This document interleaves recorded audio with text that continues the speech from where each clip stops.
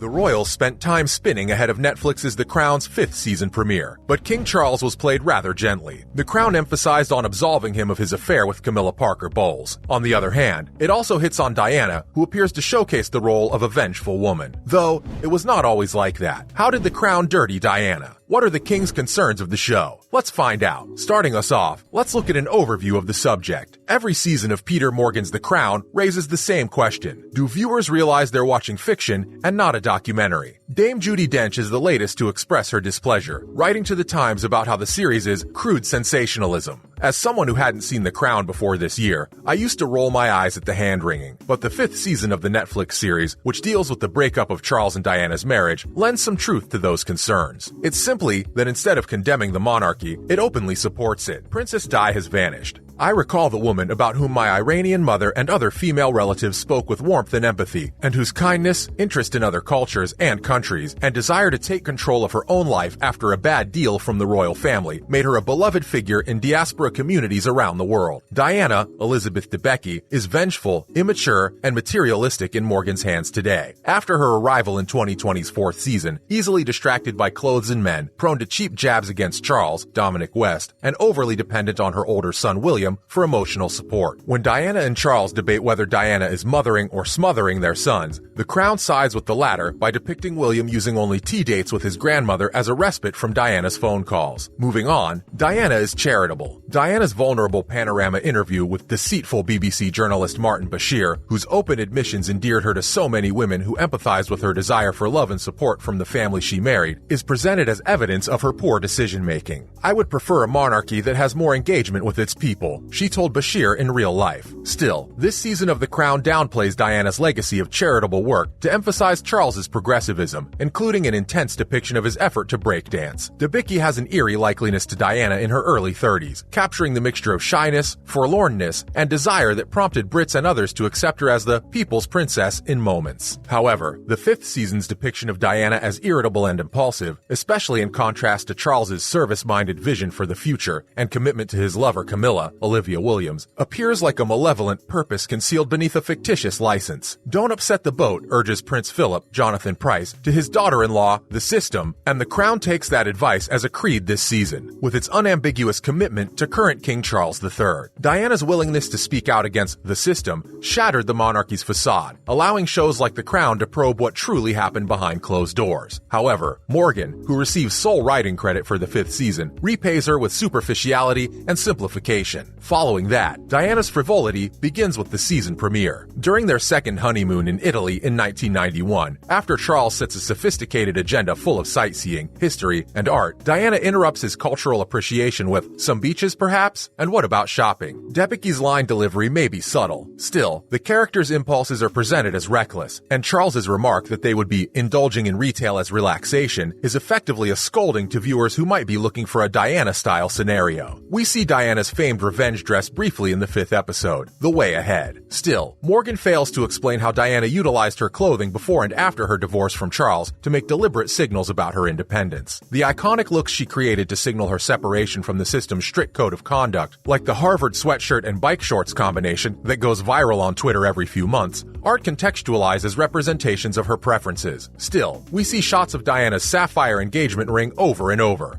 as she buries her head in her hands after swimming alone or leaves on a table before her panorama interview. Diana was undoubtedly plotting maneuvers and making calculations in what the Crown refers to as the War of the Waleses, but her pale interiority dulls those plans. Next, Diana's unexpected compassion. Even scenes that should be unmistakably representative of Diana's compassion are given a flighty spin, such as her hospital visits to spend time with the sick being given less narrative importance than her checking out Dr. Hasnat Khan, quite dishy wasn't he, while her acupuncturist husband is undergoing surgery. It doesn't help that in practically every scene in which Diana is alone with Charles, Philip, or the Queen, they all respond more sensibly and gracefully than she does, advocating moderation, professing that they love her, and expressing regret for her seclusion. Like Prime Minister John Major, non-royals observe that Charles' one major advantage is his wife. Still, Morgan then freezes Diana as a foil for others to demonstrate their reasonability or maturity in contrast to her childishness. Haven't we heard all this before? 1,000 times, the Queen remarks in Diana's panorama interview. Her unusual usual bitterness feels like the series rolling its eyes at Diana's accusations of being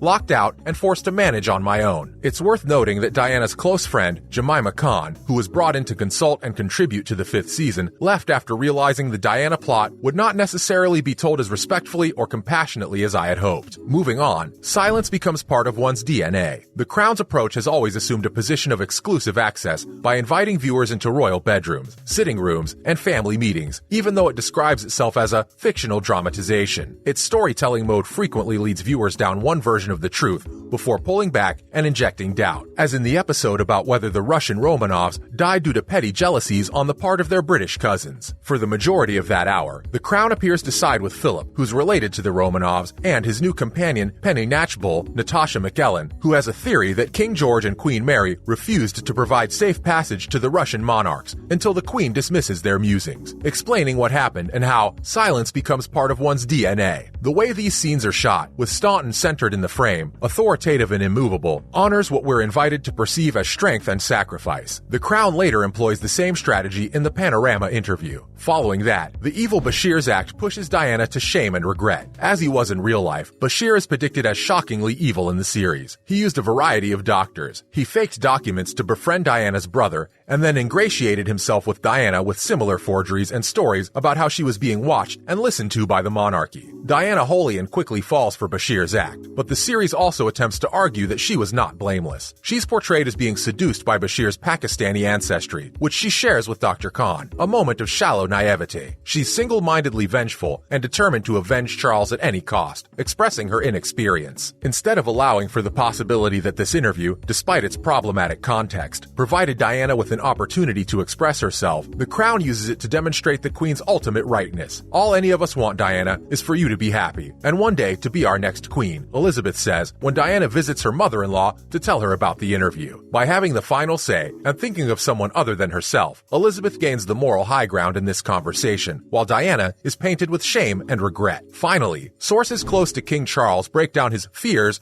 over The Crown Season 5. As a result, King Charles appears to be less upset about the show after all, though he's concerned that the Netflix generation will be unable to differentiate between fact and fiction. This worry seems unfounded, given that Twitter quickly pointed out the historical inaccuracy of Charles being played by Dominic West, but whatever. Certainly, The Crown, as well as the impending release of Prince Harry's biography, have been roadblocks for the King's reign. Royal expert Katie Nicholl told Entertainment Tonight, but nothing he can't overcome. In the case of The Crown, I believe the King is concerned that the younger generation, the Netflix generation, will watch the show and be unable to distinguish fact from fiction and may form an opinion of Charles based on his past and what they've seen represented in The Crown. According to sources close to the King, one of his fears is that the beginning of his reign might be overshadowed by the specter of his past. And, of course, a pretty turbulent and troublesome past. Nicholl clarified, and I think The Crown proves those fears weren't completely unfounded. On the other hand, Nicholl stated, Charles has most likely escaped relatively unscathed from this. The palace has decided not to comment on the latest season of The Crown,